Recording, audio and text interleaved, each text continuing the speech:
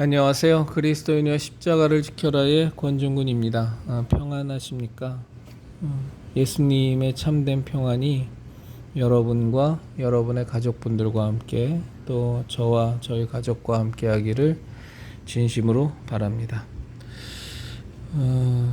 이렇게 역사적인 사안을 해석을 한다거나 혹은 어떤 사회 현상들을 이렇게 바라볼 때 그것을 바라보는 시각에 있어서 아시는 분은 다 아시겠습니다만 내재적 접근법이라는 그 용어가 있습니다. 결론부터 말씀을 드리면 이 내재적 접근법은 아주 좌파들이 공산주의자들이 아주 애용하는 접근법입니다.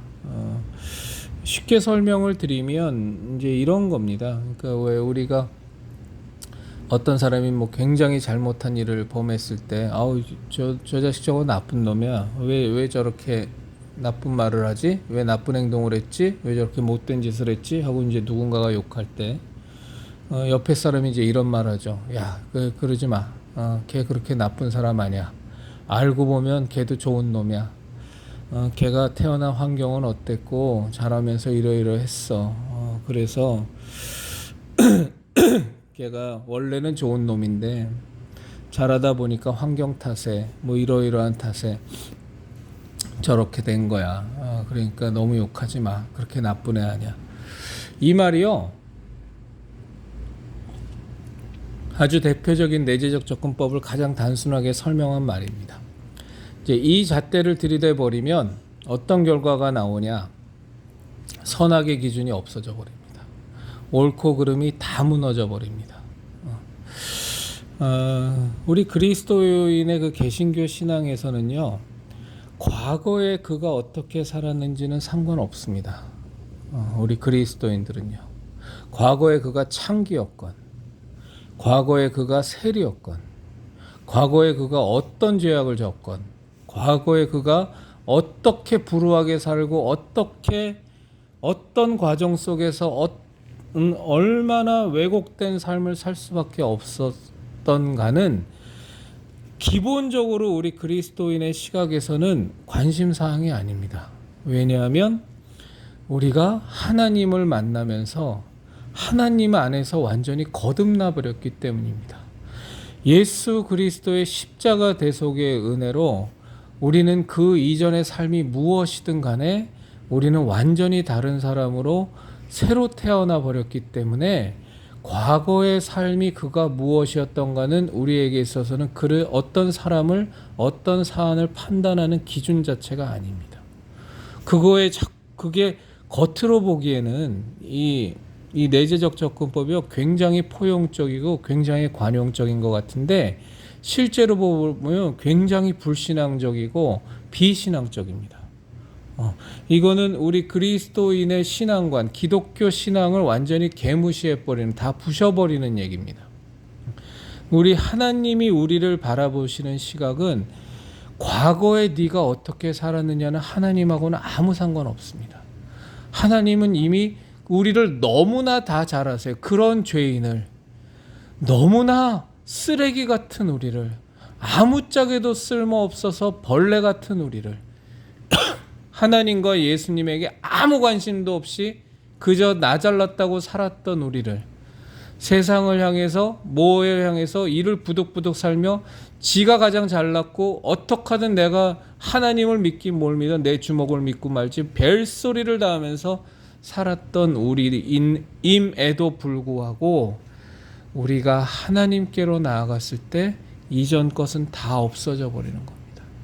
예수 그리스도의 십자가 보혈의 피로 우리가 죄 씻음을 받았을 때 우리의 과거의 죄가 아무리 주홍 같고 아무리 진홍같이 붉어도 우리는 양털같이 흰눈같이 희어지는 것이 예수 그리스도의 십자가 대속의 은혜의 놀라운 능력입니다. 그래서 누군가를 판단할 때 우리 그리스도인의 시각은 과거에 저 사람이 누구였는지는 우리는 관심이 없습니다.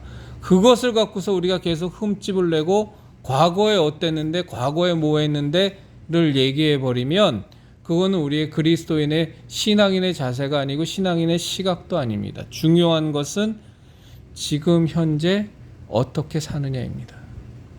지금 현재 네가 하나님 앞에서 어떻게 단독자로 서 있고 하나님 앞에서 어떤 삶을 살아가고 있느냐, 지금 현재 너의 신앙이 있느냐 없느냐, 지금 현재 너의 믿음이 겨자씨만큼이라도 있느냐 없느냐, 지금 현재 네가 하나님 앞에서 그 하나님의 그 거룩하심과 광대하심 앞에 두렵고 떨림으로 서 있으며 하나님의 그 사랑 안에서 자녀된 권세를 누리고 사느냐 안 사느냐, 지금 네가 현재 정말로 그 하나님께서 너희가 그리스도의 장성한 분량까지 자라라고 말씀하셨으니 너무나 부족한 내 자신임에도 불구하고 너무나 보잘것없는 나의 과거에도 불구하고 주여, 내가 예수 그리스도의 십자가 대속의 은혜에 완전히 압도되어서 하나님의 사랑에 완전히 매여서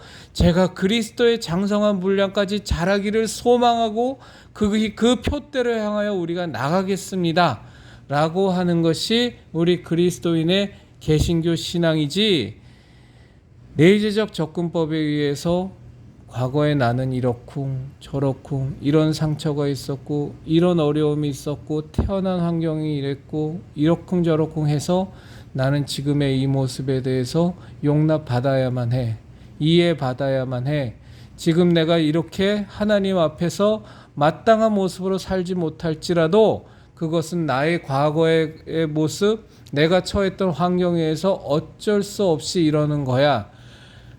이걸 제일 많이 하는 데가 심리학입니다. 그래서 사실은요, 우리 기독교 신자들은, 우리 그리스도인들은 참 심리학을 경계해야 됩니다.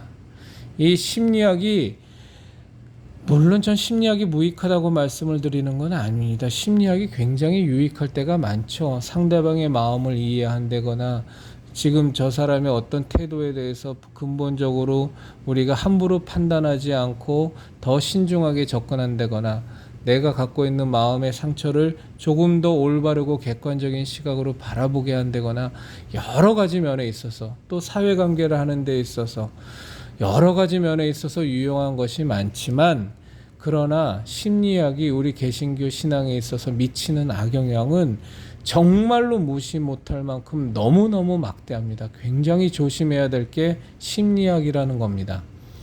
그래서 사실 우리들이 다 아는 것처럼 왜 그 심리학자로 유명한 프로이드니 뭐니 이런 사람들 보면 다 솔직히 말씀드려서 신앙적으로 보면은 굉장히 사단적이고 악마적인 얘기하다가 인생 떠나는 사람들이 대부분이지 않습니까? 그런 것들이 정말 하나님 안에서 완전히 새롭게 거듭나는 그런 것들을 참 많이 막고 방해하거든요. 제가 이 말씀을 왜 드리는지 여러분들은 이유를 아실 겁니다.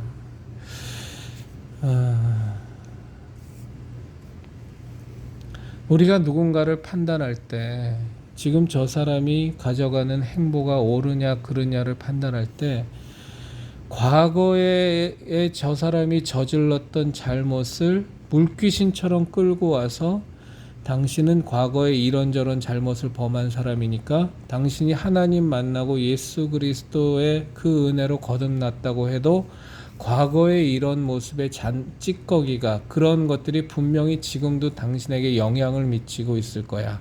그래서 난 당신이 의심스럽고 온전한 개신교 신앙인이라고 난 믿지 못해 라고 말하는 것, 이게 바로 지극히 사단적인 모습이고요.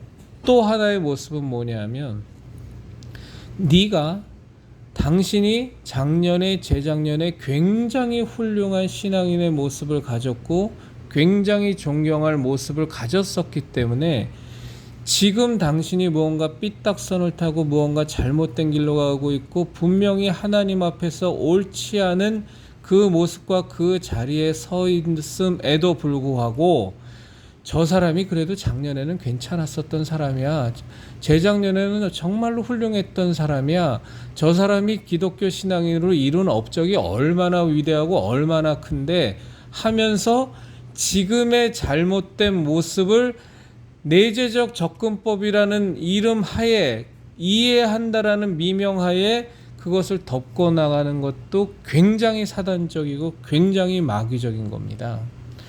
우리 그리스도인들에게 중요한 것은 지금 현재 당신이 어떻게 사느냐입니다. 어저께까지 살인을 했을지라도 당신이 지금 현재 그것을 회개하고 정말로 가슴을 찢고 하나님 앞에서 회개하고 죄사함을 받고 그에 합당한 삶을 지금 살아가느냐, 평생을 도둑질하면서 남의 재산만 강탈하고 평생을 못된 짓거리만 하면서 남에게 진짜 온갖 상처만 줬는데 지금 당신이 살아가는 삶의 모습은 과연 무엇이냐가 우리 그리스도인들에게선 초점이지, 과거의 삶이 부정적이었던 아니면 과거의 삶이 지극히 긍정적이고 좋은 모습이었던 간에 그것이 영향을 미쳐서 지금 살아가는 모습에 대해서 옳고 그름의 판단을 제대로 내리지 못한다라는 건 이건 개신교 신앙도 아니고 굉장히 인본주의적이고 굉장히 좌파적인 내재적 접근법에 의한 해석이라는 겁니다. 이건 우리가 너무너무 경계해야 돼요. 제가 언제 한번 기회가 되면 박근혜 대통령 탄핵 이후에 우리 광화문 애국운동에 대해서 그 연대표를 쭉 제가 좀 정리해서, 그런 건 틀리면 안 되니까 정리해서 여러분들과 나누겠습니다만, 저도 광화문에서 꽤나 태극기 흔들고 고래고래 소리 꽤나 외쳤던 사람이고, 어찌됐든 박근혜 대통령 탄핵당하시고 그 진실이 모든 것이 다 무너질 때 제대로 판단도 하지 못하고 제대로 알지 못하고 너무너무 어리석고 바보 같았던 내 자신이 너무너무 한스러워서 참 많이 내 나름대로는 어떻게든 시간을 내고 어떻게든 환경을 만들어서 꽤나 열심히 뛰어다녔어요. 참 저희 가족들한테 많이 미안하죠. 그래서 정광훈 씨에 대해서도 제가 많이 압니다. 그 사람이 어느 시점에서 출연돼서 어떻게 광화문 운동을 이끌어갔고 어떻게 왜곡시켰고 어떻게 망가뜨려졌는지에 대해서 저도 제 나름대로는 많은 생각을 갖고 있습니다만, 오늘 제가 지금 말씀드리려는 건 그거는 초점이 아니고요. 지금 정광훈 씨가 보여주는 모습을 여러분들이 옳고 그름을 판단할 때, 그래도 저 사람이 2019년도 10월 3일 그 광화문에 도저히 발 디딜 틈조차 없는, 광화문만이었나요? 2019년 10월 3일은요 광화문 그 경복궁서부터 서울역까지 그 이면도로까지 진짜 발 디딜 틈이 없을 정도로 사람으로 꽉꽉 찼었습니다. 100만 모였다 그러는데, 저는 100만이란 인파를 경험해 본 적은 그 고등학교 때 여의도에서 이렇게, 그때는 참 학생 걸기대회가 많았었거든요. 뭐 이웅평 씨 미국이 몰고 왔을 때도 걸기대회하고 그때 100만 모였었다 그러는데, 그거에 대한 기억이 제가 지금 있지를 않아서 하여간에 제가 태어나서 그렇게 많은 인파는 본 적도 없고 아마 앞으로도 보기 힘들 것 같습니다. 그리고 도저히 가늠을 할 수 있는, 사람이 서 있을 수 없는 인파가 모였으니까는요. 진짜 밀려서 그냥 떠다녔으니까는요. 진짜 모여도 끔찍하게 많이요. 이렇게까지 사람이 모일 수 있을까 싶을 정도로 사람이 모였죠. 자, 그것에 대해서 그 100만이 모일 때 정광훈 씨가 4대 일간지에다가 대대적인 광고를 하면서 문재인 정권의 7가지, 문재인 정권이 망해야 되는 7가지 이유, 대한민국은 지금 망했다, 왜 망했냐, 이 7가지 이유 때문에 망했다라는 그 성명서를 하면서 문재인 타도 문재인 하야를 외쳤는데, 자, 그럼 그것만 놓고 보시자고. 정말로 그때 사실은 냉정하게 얘기해서도 전광훈 씨의 역할이 컸습니다. 335 정말 그 지리멸렬하게 100명, 200명, 많이 모여야 한 1000명, 그러면서 이렇게 어떤 폭발적인 집결된 힘을 발휘하지 못하는 것이 사실이었거든요. 박근혜 대통령 탄핵, 헌법재판소에서 탄핵될 때 그때만 빼고는. 그렇게 해서 이 사실은 이 보수 우파들의 이 나라를 살리고자 하는 이 동력이 제대로 된 이렇게 결집된 힘을 발휘하지 못했는데, 그때 정광훈 목사가 그런 성명서를 발표하면서 그 결집된 힘을 이끌어낸 데에는 큰 역할을 했습니다. 저는 그것에 대해서는 박수를 보냅니다. 분명히. 그런데 제가 지금 우리 형제자매님들과 얘기를 나누고 싶은 거는요, 이 3년 전에, 2년이 훨씬 더 2019년 10월 3일의 그 모습이 지금의 전광훈 씨의 모습과 동일하냐라는 겁니다. 중요한 것은 그때 우리가 사실은 제대로 알지는 못했지만 어쨌거나 그 10월 3일의 집회에서도 제가 말씀을 드릴 내용이 참 많아요. 근데 이제 그런 건 다 삭제하고요. 그때 정광훈 씨가 보여준 정광훈 씨의 모습과 그 뒤에 한 달이 가고 두 달이 가고 코로나 전국이 시작되고 8.15 방역이 막 그냥 하면서 소위 말해서 재인산성이 광화문을 다 뒤덮어서 진짜 쥐새끼 한 마리 돌아다니지 않는 그런 광화문을 만들고, 계속 코로나 정치 방역하면서 교회가 막 말살되어가고 어떻게 하든 교회를 폐쇄시키려고 온갖 수작질을 다 부리고, 그 과정 속에서의 정광훈 씨의 모습이 2019년 10월 3일에서 본 정광훈 씨의 모습과 같냐라는 거예요. 그가 취하는 태도가 그때의 모습과 지금 동일하냐는 거죠. 많은 사람들이 정광훈 씨가 그래도 이 나라 살렸지, 그 사람 아니었으면 이렇게 보수우파가 결집이 돼서 문재인 정권 5년 동안 5년 만에 이렇게 끌어내릴 수 있겠어? 라고 얘기를 합니다. 그런데 저는 정말로 묻고 싶어요. 뭐냐면, 자, 100번 1000번 양보해서 그렇다고 할지라도 정말 지금의 정광훈 씨의 모습이 무엇이냐라는 거죠.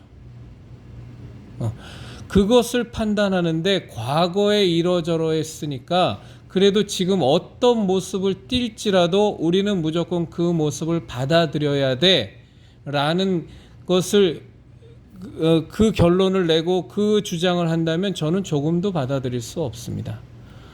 우리 그리스도인들은 그렇게 하는 게 아닙니다. 과거의 모습이 아무리 훌륭하고 위대했을지라도 지금 현재의 모습이 타락된 모습이며 배교적인 모습이고 배도적인 모습이면 우리는 단호하게 그 부분을 비판할 수 있어야 되고요.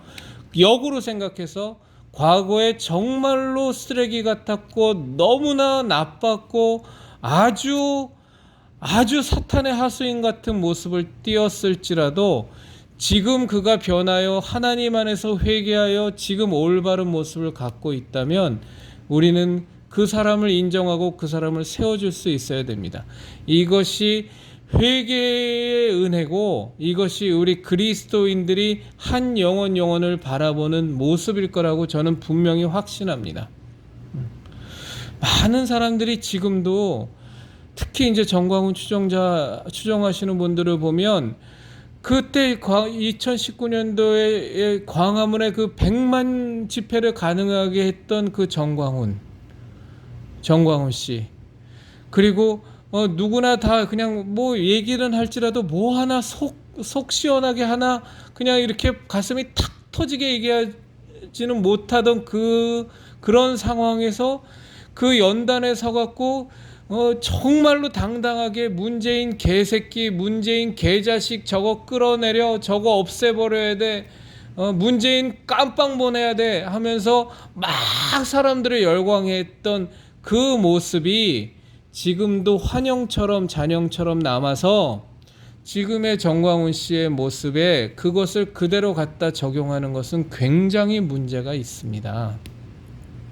그때 그 모습이 훌륭했다면 그건 그거대로 인정을 하되, 지금의 모습이 거기서 변질이 됐다면 그것은 변질된 것으로 우리가 분명히 인식을 해야 되고, 우리들 같은 그리스도인들이라면 그에게 마땅한 견책과 마땅한 비판과 마땅한 책망을 가해서 회개하기를 촉구해야 되고, 과거에 아무리 좋은 모습이 있었을지라도 지금 하나님의 뜻에서 벗어나 있다면 우리는 그 부분에 대해서 분명히 지적을 해야 되는 겁니다.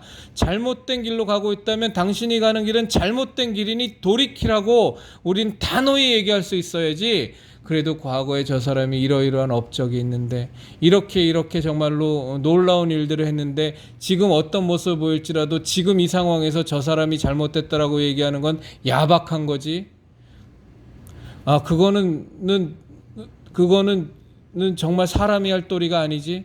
이런 생각을 하는 건 지극히 인간적인 생각이고요.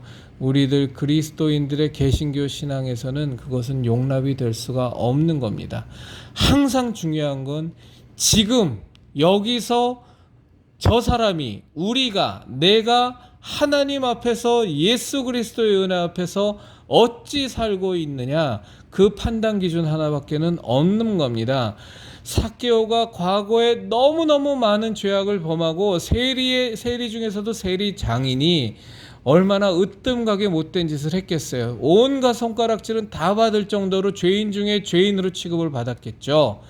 그런 삭개오였지만, 그러나 그가 예수 그리스도께서 지나갈 때 뽕나무 위로 올라가 어찌하든 예수님을 보려고 할 때 그 예수님을 보고 삭개오에게가 어떤 마음의 변화와 어떤 충격이 있었는지는 전 알지 못하지만, 정말로 예수 그리스도께서 삭개오를 바라보시고 삭개오야 내려오라, 내가 오늘 너와 내 집에 유하리라 했을 때, 주여, 정말로 제가 남의 것을 뺏은 것에 내 재산의 절반을 가난한 자들에게 나누어 줄 것이고 남의 것을 속여 빼앗은 것을 4배를 갚겠습니다 라는 그 고백이 딱 떨어지면 꼭 그것이 진실일 때 예수 그리스도께서 삭개오를 바라보는 시각은 오늘 너희 집에 구원이 임하였다 했습니다.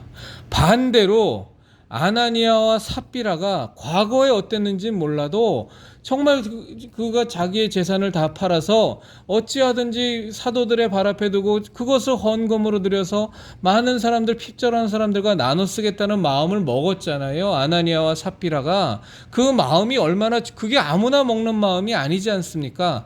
자기의 전 재산을 다 팔아서 사도들의 발에다가 그것을 다 헌금하고 그것을 통해서 많은 이들이 부족함이 없이, 흘러넘침이 없이, 부족함이 없이 정말로 그리스도 안에서 새롭게 거듭난 사람들로서의 그 아름다운 삶의 모습을 만들고자 하는 마음을 아나니아와 삽비라가 가졌었지만, 그럼에도 불구하고 그가 그의 땅을 다 팔아서 보니까 갑자기 아까워져 버린 거예요. 그것을 다 사도들의 발 앞에 두자니 무언가 이거는 해도 너무 내가 손해를 보는 것 같고 이렇게까지 하면 안 될 것 같고, 그래서 그의 재산을 숨기고 절반인가만을 사도들 발 앞에 두지 않습니까? 그때 베드로가 묻잖아요. 아나니아야, 내 발 앞에 둔 이것이 정말로 너의 모든 소유를 판 모든 것이더냐 했을 때 그렇습니다. 그때 사도 베드로가 뭐라고 얘기합니까? 네가 원래 그 땅이 네 땅이었는데 왜 그것을 네가 지금도 네 마음대로 할 수 있는 건데 왜 네가 성령을 속이려고 하느냐? 그냥 절반을 갖고 왔으면 절반을 갖고 왔다고 하면 되는 거지, 왜 절반을 갖고 와놓고서 다 갖고 온 것처럼 네가 성령님을 속이려 하느냐 하면서 그 자리에서 죽어버리지 않습니까? 그 부인도 그 자리에서 죽어버리지 않습니까? 그가 정말로 사도들의 발 앞에 두면서 그리스도 안에서의 공동체를 위해서 자기 재산을 팔려고 했던 그 귀한 마음이 성령님을 속이려는 마음으로 확 바뀌어버리니까 바로 하나님의 저주를 받아서 정말로 다시는 그런 일이 생기지 않도록 하나님께서 그를 표본 삼아 징계해버리셔서 그가 그 자리에서 죽음을 당하지 않습니까? 그런 것처럼 우리들의 신앙의 중요한 것은 지금 당장의 나의 모습, 지금 당장의 나의 마음, 하나님 앞에서의 나의 신앙의 현주소란 거예요. 그것이 타락한 모습이면 타락한 거예요. 우리가 공과 과를 둘 다 보지 말자라는 뜻을 말씀해 드리는 게 아닙니다. 모든 사람이 공과 과가 있죠. 그러나 우리가 신앙 안에서 그 공과 과를 보면서 이런쿵 저런쿵 해서 다 뭉개져서 가자라는 뜻이 아니라, 신앙 안에서만큼은 중요한 것이 지금 현재 여기서 우리들의 신앙이 어떤 모습이냐가 중요한 거라는 거예요. 정광훈 씨가 2019년 10월 때 그 100만 집회가 가능하도록 하는데 결정적인 영향을 미친 것은 분명하지만, 그것이 지금 정광훈 씨가 보여주는 그런 참담하고 말도 안 되는 언행의 모습을 모두가 다 묶어갈 수 있는 꺼리는 될 수 없다는 거예요. 지금 그가 배교의 길로 가고 있으면 배교의 길로 가는 거고, 과거에 아무리 위대한 부흥사였고 아무리 하나님께서 크게 쓰시는 어떤 일꾼이었을지라도 지금 그가 배도의 길로 들어서고 그가 배교의 길로 들어서고 하나님을 모욕하고 하나님을 욕쟁이로 만들고 성령님을 모독하고 스스로가 정말로 하나님의 자리를 꿰차려하고 예수 그리스도의 자리를 찬탈하려고 한다면, 우리 그리스도인들은 반드시 그를 비판하고 반드시 그에게 엄한 견책과 책망을 하는 것이 올바른 길이란 말입니다. 우리 그리스도인이여 십자가를 지켜라의 형제자매님들, 우리 참 어려운 겁니다. 우리가 정말 이 신앙 안에서 이 인본주의적인 것과 정말로 우리가 말씀대로 살아가는 것이 얼마나 그 구분이 어려운지 몰라요. 그러나 그럼에도 불구하고 우리들 그리스도인들은 어찌하든지 나의 인간적인 생각, 나의 인간적인 판단, 나의 인간적인 경험, 나의 인간적인 견해보다는 어찌하든지 정말로 하나님께서 기뻐하시고 하나님의 뜻, 하나님의 말씀의 기준을 갖고 하나님의 뜻대로 우리가 판단하려 하고 하나님의 뜻대로 우리가 그 지금의 현실을, 상황을 분명히 인식하도록 노력하는, 그리고 그것을 믿음으로 고백하고 행동으로 옮기는 그런 모습이 우리에게 참으로 절실합니다. 결코 쉽지는 않지만, 그러나 우리가 정말로 하나님께 간구하고 예수 그리스도의 은혜에 힘입어 우리를 성령님께서 온전히 바른 길로 우리를 인도해 달라고 우리가 진심으로 간구하면 그런 분별력을 하나님께서 우리에게 분명히 부어 주십니다. 그리스도인이여 십자가를 지켜라의 형제자매님들, 참 만만치 않은 일이지만 정말로 이 마지막 때에 갈수록 악해져가는 이때에 사단 마귀의 괴계가 너무너무 집요해지고 너무너무 간교해지고 너무너무 치밀해져가는 이때에 우리도 정말로 비둘기 같은 순전함으로 뱀 같은 지혜로움으로 성령님의 지혜를 구하시면서 무엇보다도 저 광대하시고 저 빛 대신 하나님, 그분과 그분의 말씀에 비추어서 우리가 하나하나 잘 분별하면서 가야 돼요. 그렇지 않으면 순간적으로 삐딱선 타고 순간적으로 우리가 미끄러져 넘어지는 이런 세태를 우리가 지금 살고 있습니다. 이건 어쩔 수 없습니다. 마지막 세태는 이런 겁니다.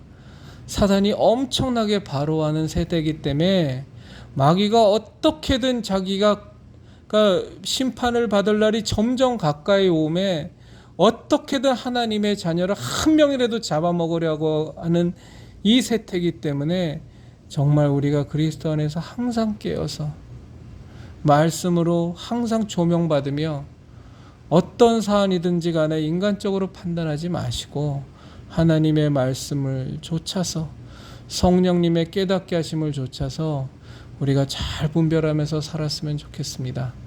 우리 형제자매님들, 우리 예수님의 진리의 십자가, 구원의 십자가, 생명의 십자가, 은혜의 십자가 꽉 붙드시고 하나님 어찌하든지 간에 우리 형제자매님들, 우리 십자가 신앙, 우리의 기준은 오직 십자가 신앙밖에 없습니다. 우리의 살 길은 오로지 십자가 신앙밖에 없습니다. 그거 붙들고 승리하는, 예수님께서 이미 우리에게 약속하신 그 종국적인 승리를 우리가 반드시 쟁취하는 우리들이 되었으면 좋겠습니다.